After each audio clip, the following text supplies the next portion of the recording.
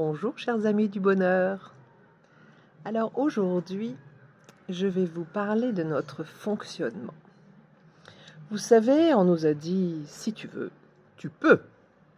Comme si tout dépendait de notre volonté, de notre détermination, de notre force mentale. En fait, c'est parfois le cas, mais parfois ce n'est pas le cas. Ça n'arrive pas comme ça. Et on ne comprend pas pourquoi, d'un coup, on n'arrive pas à obtenir ce que l'on veut. Pourtant, on le veut de manière très forte, de manière appuyée. Alors, qu'est-ce qui se passe? Eh bien, vous savez, nous avons deux niveaux.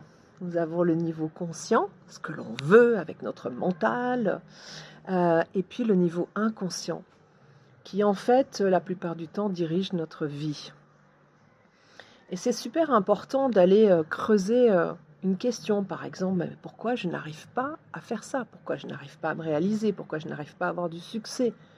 Pourquoi je tombe toujours sur des types pas sympas ou qui me maltraitent? Pourquoi je tombe sur des femmes qui me délaissent? Enfin voilà, ça c'est quelques exemples pour illustrer le propos.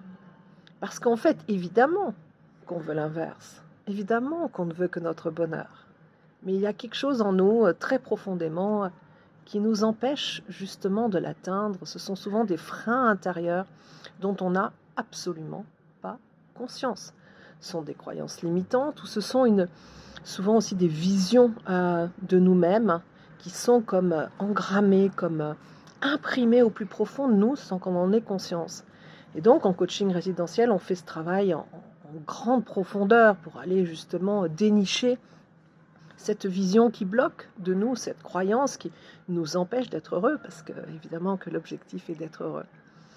Alors, quelle technique j'utilise? Il y en a plusieurs. Déjà, on fait un travail d'oignon, on enlève couche après couche. C'est pour ça qu'en fait, avoir du temps, avoir plusieurs jours devant nous permet ce travail en profondeur. Et puis, j'utilise aussi une technique qui s'appelle le rêve éveillé, où justement, on va chercher cette information dans notre inconscient auquel on a accès par une technique un peu comme de l'auto-hypnose, un peu comme de l'hypnose, avec un changement en fait d'état de conscience.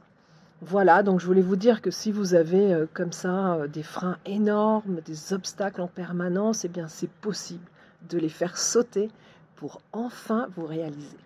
Voilà, je vous souhaite une très bonne journée et je vous dis à demain. Au revoir.